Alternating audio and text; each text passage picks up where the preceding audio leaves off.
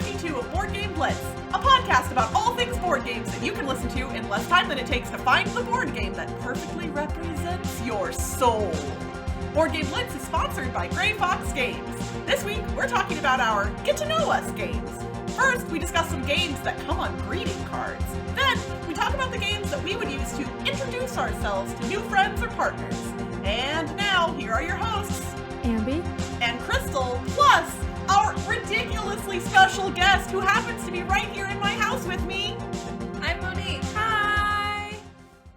One quick note before we hop into the main episode, and that is that Dice Tower West just happened. Well, so when you're listening to this, Dice Tower West just happened, but we're actually recording this before Dice Tower West, so I'm sure I had oodles of fun, and yes, you, that person I met there, man, it was so good to meet you, but technically that hasn't happened yet, so expect to hear more about my experiences at Dice Tower West, after I've been there, which is now for you listening. You know what, we'll just, let's go on with the episode.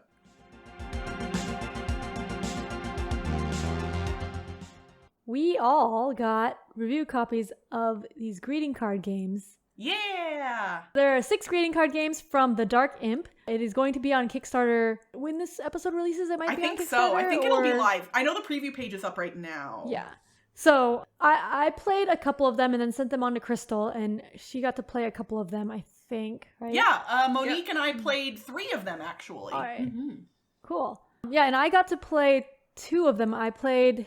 Wait, did you say which ones you played? I did not, but you, Ambie, you played Guess How and Splinter, and we played played those... How did you those... know that? Oh, is it because I cut them out? Because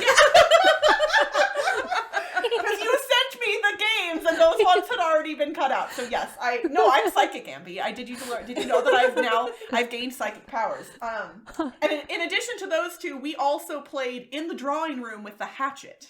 Oh, cool. So the way these cards work, if you heard us talking about cutting them out, these are games that come in a greeting card. So it's like a greeting card, a folded cardstock thing with double-sided printing, and then you can cut out the pieces.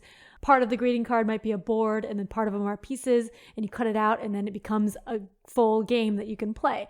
And the 6 games are all different types of games. Like there was like a solo puzzle-y game, there was like a party game, there was... I don't remember the other games because the other games aren't the ones I played. A few of them. So there's one that it seems like it kind of does some Battleship-esque stuff. Oh yeah. Mm-hmm. And there's another one that is inspired by Chutes and Ladders, but has some more stuff to it than that. Mm-hmm. And the ones we played, one of them is a little bit Clue-esque. You're kind of hiding weapons and trying to kill the other players though, so it's a little different. There's a dexterity game, which is one of the ones that we all played. And then the Guess How game is a cooperative game where you're trying to get these little tokens back to their home corner of the board, and it's cooperative. Yeah. Oh yeah, I played that one solo, so yeah, I remembered it being a solo game, but it's co-op too. And we played all of ours with 3 players. So okay. These are it's a cool concept, right? Because we've talked a lot about how we like button shy games, the 18 card games, or Oink games, or Paco games. I like games that are portable, small, not super component heavy, not super rules heavy. And so all of these, since each game, both the components and rules all fit on a single greeting card, that is kind of the epitome of that, right? Mm-hmm. Yeah. And it kind of reminded me of print and play games too, or the one sheet print and play games where you just had a thing and then you cut out a little bit and then you got a game. What I thought of the games themselves, the rules are also printed on the game card. So for Guess How, I think the rules were printed on the back of the board. Yeah. Means while we were playing the game, I couldn't really check the rules. We noticed that as well. We were, and for the record, I don't know how they could do it necessarily any differently. Yeah, because side was mostly components that you cut out. So then the rules and board kind of have to be on the opposite sides of the other half. But yeah, we did run into a couple of rules questions while we were playing, and we had to take the pieces off the board to flip it over. So I guess I would recommend if somebody picked these up, I would say, hey, grab your phone, snap a picture of the rules, and then start playing, because... Yeah, I wouldn't say it's a deal breaker about it, but just knowing that ahead of time rather than going through going through half the game and going, what? Yeah. And then hopefully they'll have a PDF of the rules online at some point. Yeah. Too. Yeah. Oh, probably. Yeah. Yeah. But yeah, I also found some of the rules confusing and not entirely clear for some parts of games. Yes. I think that might also be another thing of the rules being just short on just like the card, so they couldn't elaborate on something. Well, and these got mailed to us quite a while ago. Yeah. These are prototypes. These are prototypes. So technically they could so- have worked out. Like we had a few rules questions as well, and theoretically those could have probably already been worked out. I'm going to email the creator and just like let her know about the questions we had and see, if we missed something or whatever else. But I would not use that necessarily as a ding against these, since these are just now going on Kickstarter. So any issues like that can be resolved at this point. Yeah, it's true. What did you think of the games you played? I guess we could talk about Guess How first, because we both played that. Guess How was one of the more confusing ones for us. I think that was my favorite one. Really? Yeah. I liked it. I liked it a lot. Yeah, I actually have a VOD. I streamed it online, so there's a VOD on our YouTube channel of the stream. I think it was a little confusing at first, like rules-wise, but then after I played a couple games and I enjoyed it. It was puzzly, like planning ahead, trying to get moves right, and the options were limited because you're trying to like get your tiles to the corner, but like once you go on a tile, you can't go back on it. Yeah. So here's my question: is technically this is one of those games where if you win, you can make it harder by adding a thing, or if you lose, I didn't do that part. But I'm confused as to how that happens.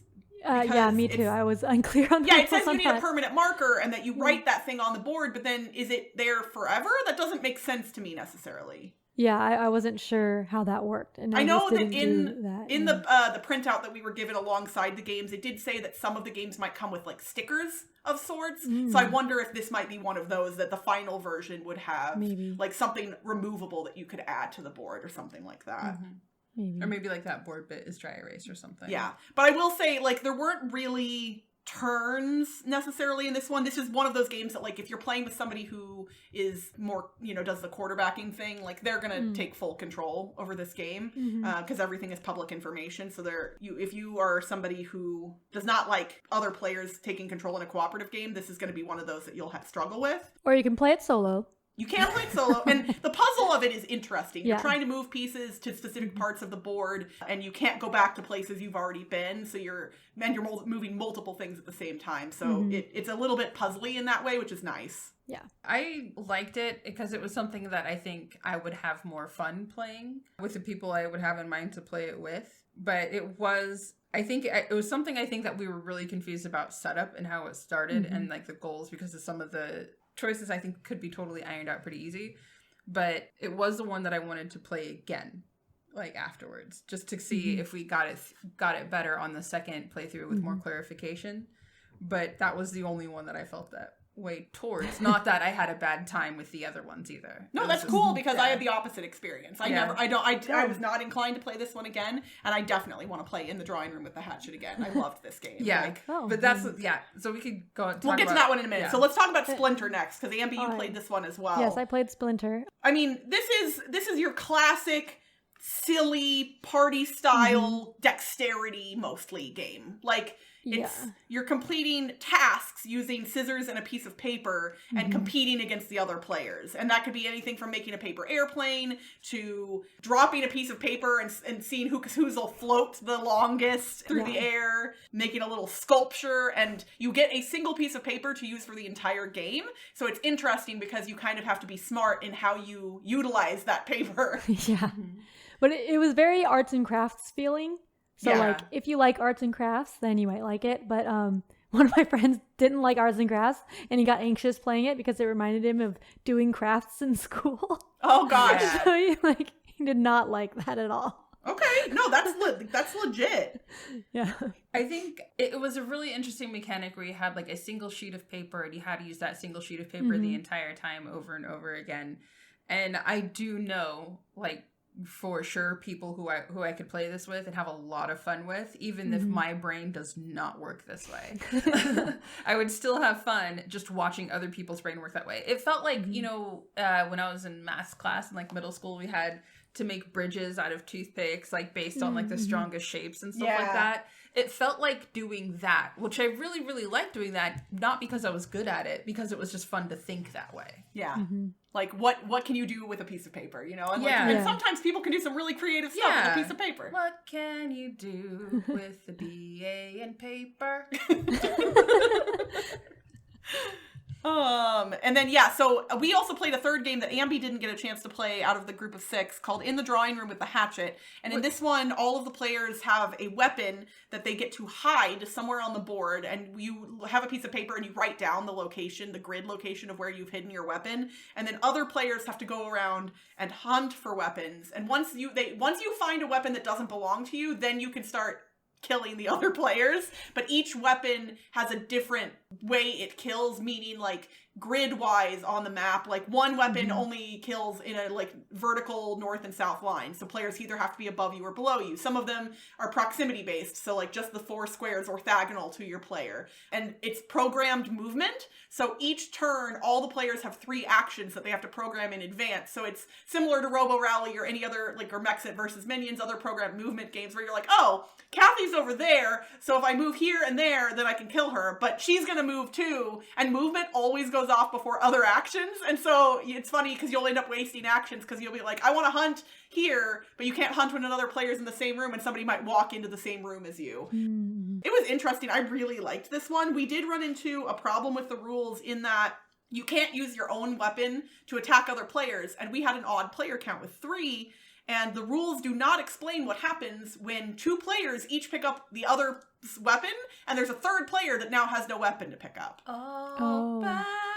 By myself. Yeah, so Kathy and I each were able to locate each other's weapons, and Monique was just like, what do I do? And the rules did not have a way to account for that. I was trying to haunt you, and then you left me. I did kill Monique, and then Monique was just haunting me, because you get to be a ghost after you die. You're not eliminated from the game, you just can't win, but you can still kill people, so that's kind of fun. But I didn't have a weapon. But you did not have a weapon, yeah. So, and we looked, and I could not see anything in the rules that, like, accounted for what you do in that situation. So if you were playing with 3 or 5, and that happened, I don't know what you would do. It was gravely disappointing because thematically, I really wanted to like this game. Yeah. Just like hunting down, like hiding weapons, finding weapons, and then playing hide and seek with murder. Like, that sounds like a great time. I adored it. So it was a great time for me. Yeah, it was. Okay, like, also, to be fair, not only was I like the ghost and I just kind of had nothing to do except go back and forth and haunt the stairs like some weird moaning myrtle, but like I also had to... no lie, I am really bad at programming. Oh, really? Games. Really bad at programming games.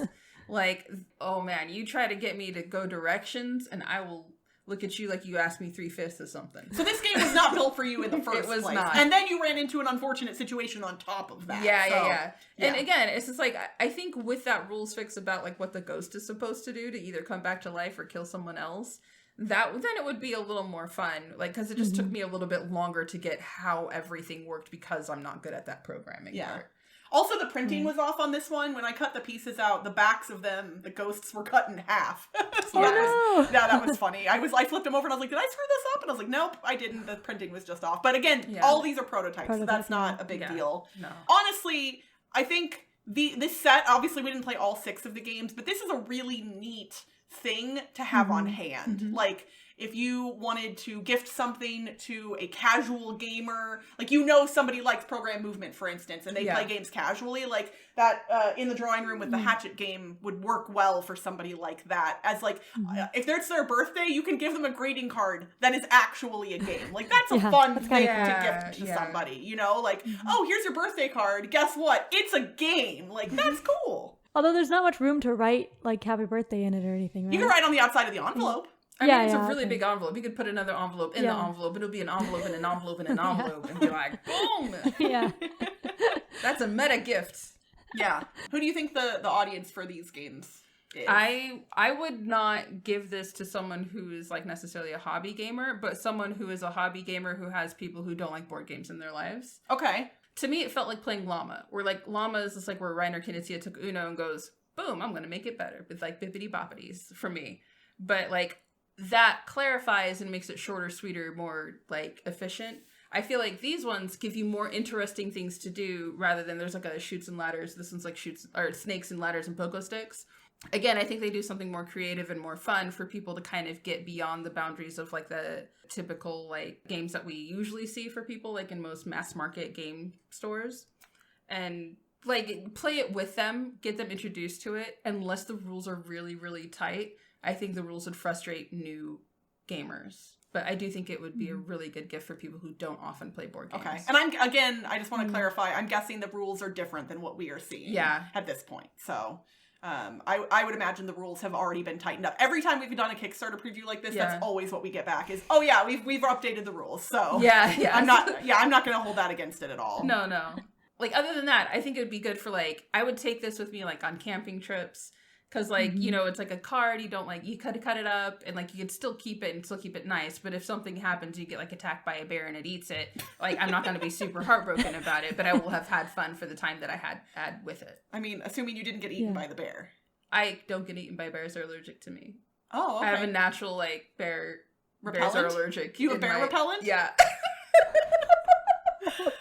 Right, so needless to say, we think that this game is approved for people who bears are allergic to. And really good traveling games. Yeah, like, very really good traveling games. For they're sure. Really good. And they're fun. It's just like if you just have like a really long road trip or whatever, it's perfect.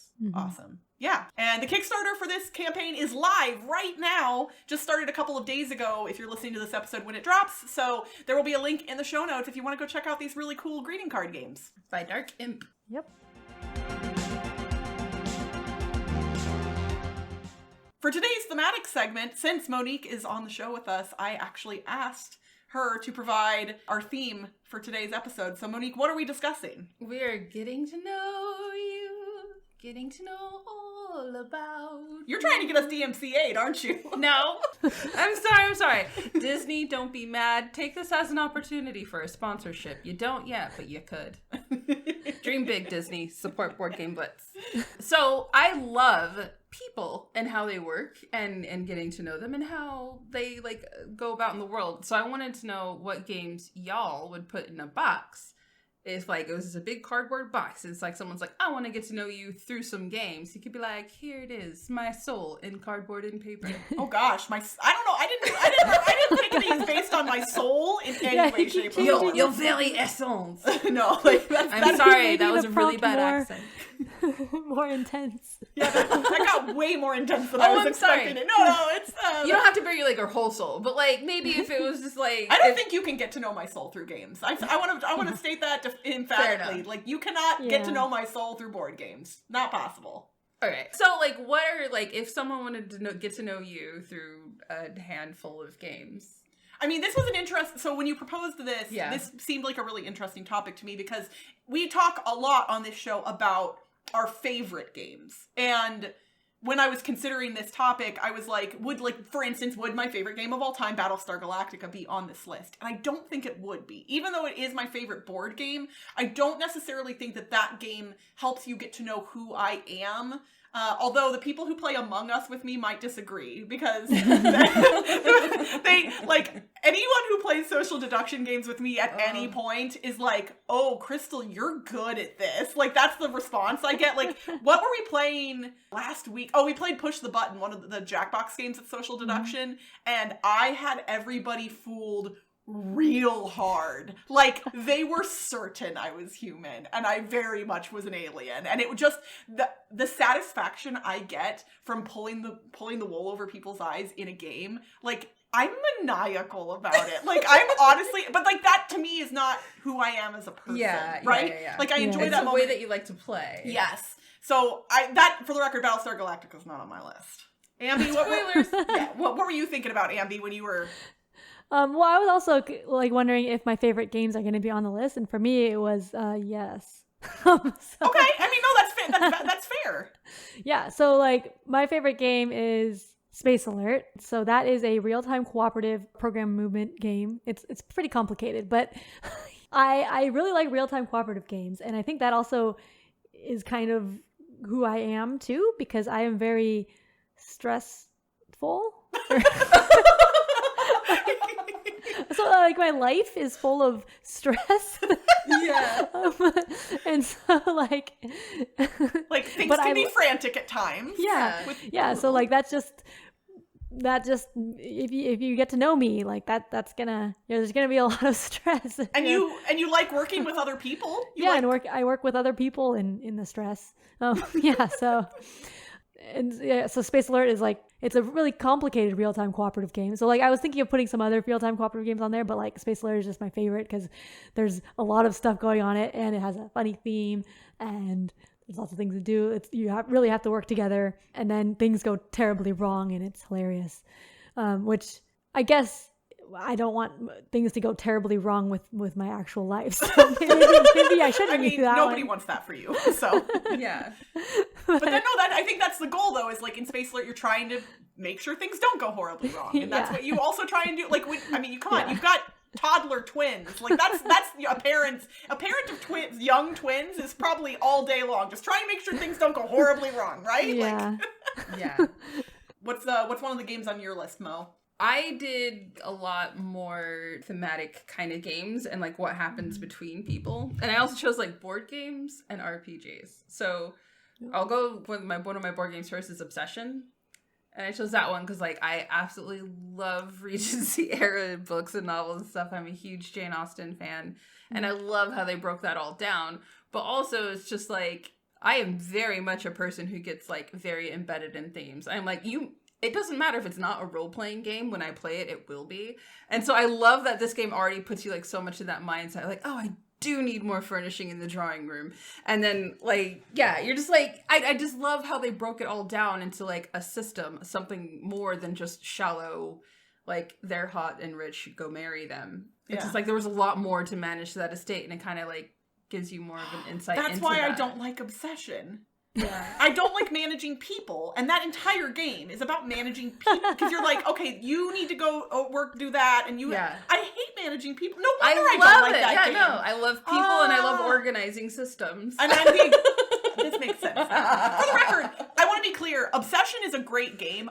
It's just not my jam. So like, but I wasn't quite sure why, because Kathy loves it, and I just was like, I think the theme is cool, but I literally, like, we played it, and I'm like, yeah, I don't need to play that again. No, I love everything about it. Okay. Like, I would love to put new furnishings in the drawing room. This is why board games are so freaking cool. Yeah. Because you and I have games that we can play together all day, every day, that we both like, and we also have games like this that's like, no, we're completely different, and yet, like, that's what's magic about board games. Yeah. No, I love the people management thing. Not that I don't like to manage people necessarily, but I love like getting groups together to do their best. So like when you're trying to get like the right people in the right room to make things happen, it feels like that. Yeah. Mm-hmm. One of my first games that I put on my list is Letter Jam. And I put this on here for a number of reasons. I think you all know, based on the fact that for a lot of the podcast, have had an etymology segment. I know it's been missing for a while. I talked about this in the Q&A episode. Y'all go back and listen to that if you didn't. But I love words and word history and etymology and the science of language, basically. And so letter games or word games in general are things that I very much speak to me. Letter Jam is also cooperative, and I like cooperative games. I like working with other people, but it's neat because in Letter Jam you don't have that quarterbacking problem. Somebody could do all the things, but the game mitigates that. Like, no, until all these tokens have been taken, the other player can't take another token or give another word. So it helps divvy up the responsibilities, and you don't have perfect information. You can't see everything. So it's really neat in that regard. I really like Letter Jam for all of those reasons. So I think that's why it would be on my list. I love word games. I haven't played any in years. Have you ever played Letter Jam at all? Oh, you should play. It's really fun. I will bring it with me. You also like deduction too, and it's a word deduction game. It's deduction, and Letter Jam is my jam, literally. All right, Ambie, what's another game on your list? I had another cooperative deduction game, but not Letter Jam. It's Hanabi. So Hanabi is a cooperative card game. Fireworks! Where you don't see. Yeah, you're building fireworks. You don't see your own hand. And you have to give clues to other people for them to play your hand. You're trying to play your cards in order 1 through 5 of each color. And like you can give a clue or play a card or discard your card. So you have to give a clue and then remember what clues were given. And when you give clues, you have to say like all of the information. Like if you're giving a clue that someone has 1s in their hand, they have to say all of the 1s that they have. So there's a lot of like deduction and some memory too, and remembering what clues were given. I have definitely played Hanabi with too many people who like, we give them a clue, and then, like, 1 turn later, they've literally forgotten it. And I'm just like, ugh. I have the deluxe edition, which has tiles, which it makes it easier for me to remember, because I can, like, move them back and forth in 3D space, kind of, instead of just in your hand. But, yeah, like, it's a great exercise in working together. And then, like, as you play more with people, you get to know how they play and stuff. So I like games like that where you play more with people and then get to know more about their minds. I was going to put the mind on here because that's another game like that. But then I was like, oh, I also really like deduction, like the thinking of Hanabi. So I put that one because, yeah, that's more getting to know me, I think, is nice. Like the deduction thinking part. Yeah. All right. So, Mo, what's your second game?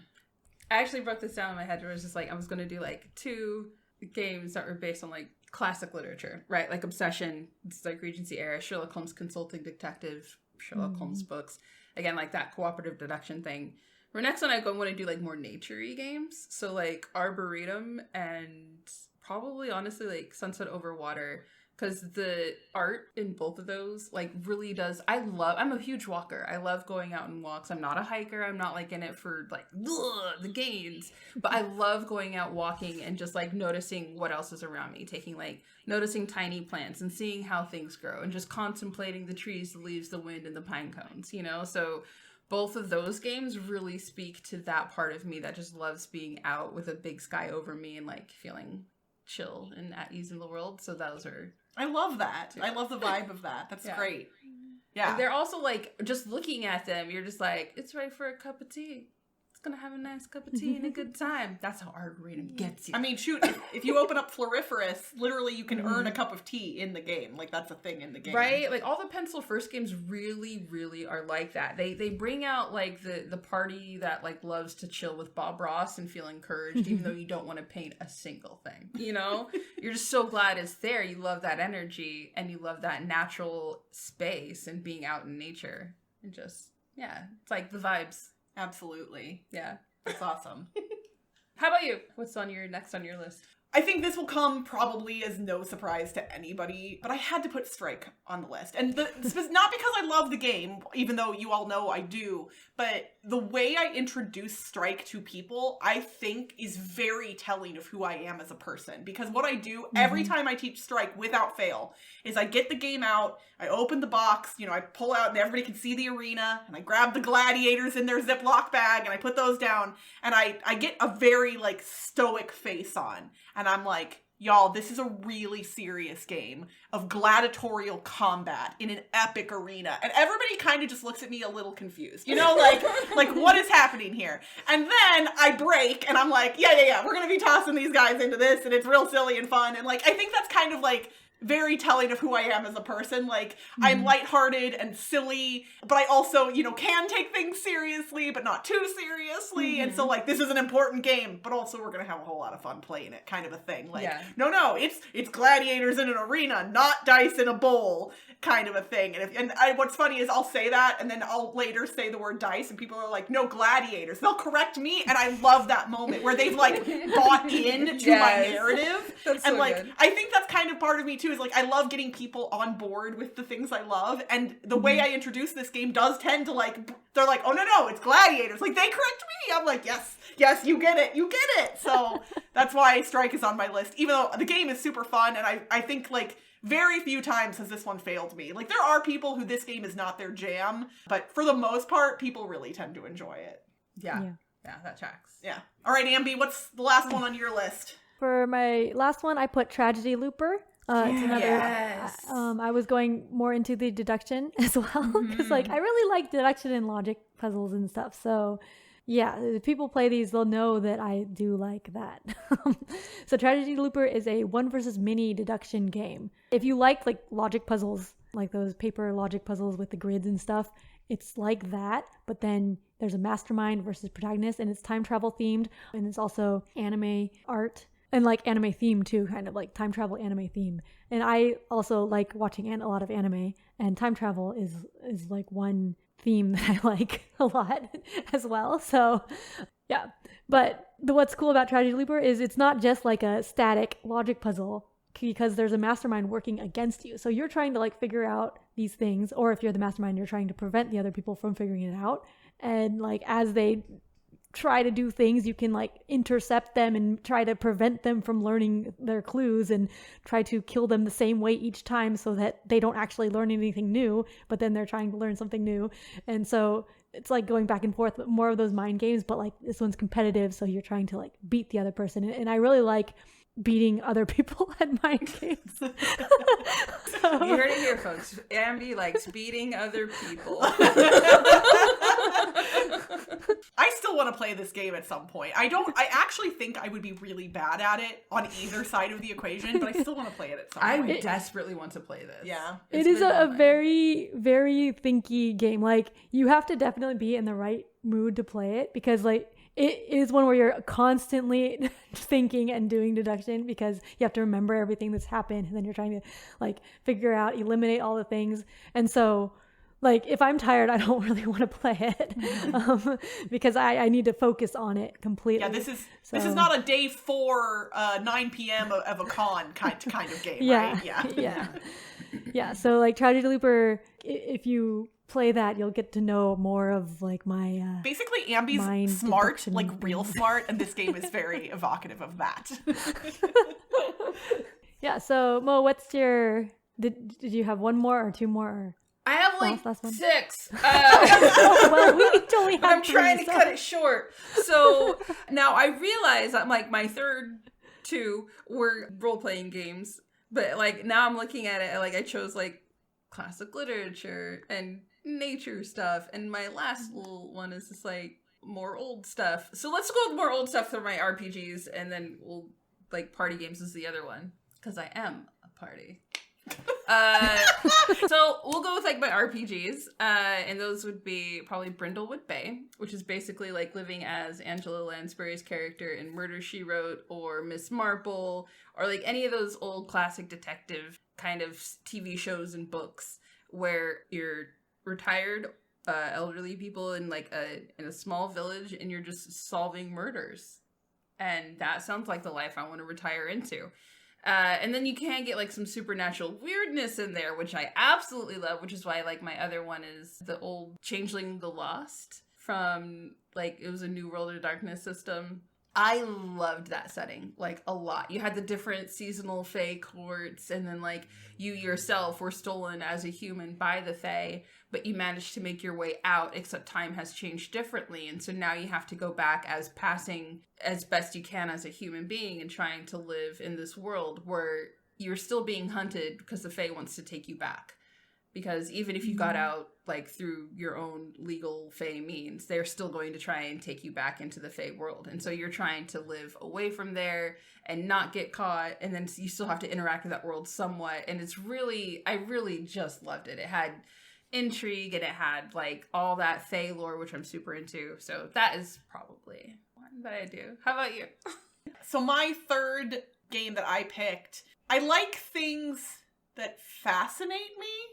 So I think there are a lot of like things in the world that everyone is aware of to some degree. You know, like sports would be probably a really good example. Like even if you don't know every sport, like you know that sporting events are a thing, and you know there are sports in other countries, you're aware of these things that they exist, right? So like hockey or polo, like even if you don't know how the game works, you know that it exists, you have a basic idea of what is happening. But then there are things in the world that like a lot of people don't know even exist, and those types of things fascinate me. And that is why I picked Castell as my third game, because like I truly had no knowledge of these human pyramids that is like such a huge cultural touchstone for people in another country. In Spain, specifically in Catalonia, that's where this became popularized. And the game, you're literally building your own team of Castellers, you're building human towers, and this game is still a really solid, like, Euro game, too. It has some really solid mechanics, but the theme is so fascinating, and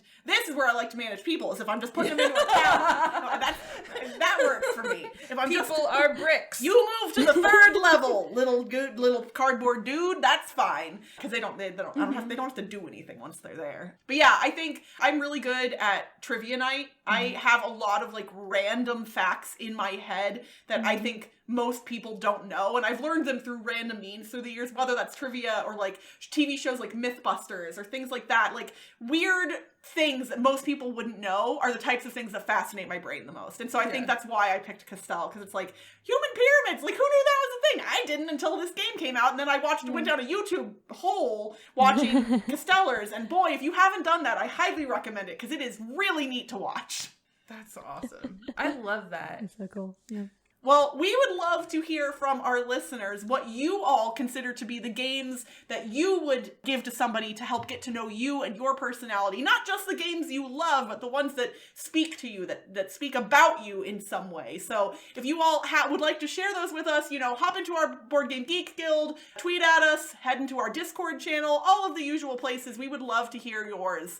Monique, I want to thank you before we wrap up this episode, A, for being here at my house with me, and B, agreeing to be on the show with us. It just happened to work out that you were here this weekend right before Dice Tower West, and you very kindly agreed to come on the show. We typically do not have guests on the show, not for any particular reason other than Ambie and I. It's just way easier to schedule with the two of us, and if we brought in guests regularly, that would just add a whole other layer of stuff. But the fact that you're here made it easy. And honestly, I just love talking with you and hearing about the way, because you and I, we are very different in how we approach some games, and I love hearing about that. Like hearing like that why you love a thing that I don't like, and I think probably vice versa. Yeah, and your brain is just so interesting to me. Like I just.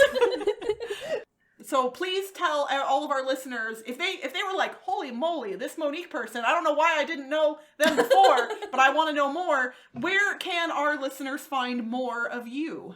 So you can find me on Twitter at Game Freak Geek and on Twitch at Game Freak Geek Girl, where I do some live streams. I play games. I talk a lot, and I do silly voices, sing songs, and also sometimes build Legos and just generally hang out with people. We will have links to Monique's Twitter and Twitch channel in the show notes. So y'all make sure you go drop Monique a follow on Twitch and go check out her content there because it's pretty awesome. It was nice meeting you, Blitzketeers. Yay! Yay! And that's it for this week's Board Game Blitz. Visit our website, boardgameblitz.com, for video and blog content, as well as to get links to all our social media pages. This episode was sponsored by Grey Fox Games. Head to lastlightgames.com now to learn about the upcoming crowdfunding campaign for Last Light, an epic 4X game that plays in an hour or less. And don't forget that Blitzketeers get 20% off non-exclusive items at greyfoxgames.com when you use the code GFGBLITZ2022 at checkout. Want to chat about games or play games online with some new friends? Join the Board Game Blitz Discord by following the link in the show notes. You can support the show by leaving us a rating and review on your podcast provider. And if you want behind-the-scenes access and an invite to our private Slack channel, visit patreon.com/BoardGameBlitz. Our theme song was composed by Andrew Morrow. Technical support was provided by Toby Mount. Until next time, hey, I just met you, and this is crazy, but here's a board game. Let's play it maybe. Bye, everyone! Bye! Because I am a party. Y'all, she just gave me a finger gun, and I need to say that out loud. And tongue click and wink, so yeah. The whole. I mean, I think they probably heard the tongue click, but I needed to make sure that the finger gun also came through the audio format.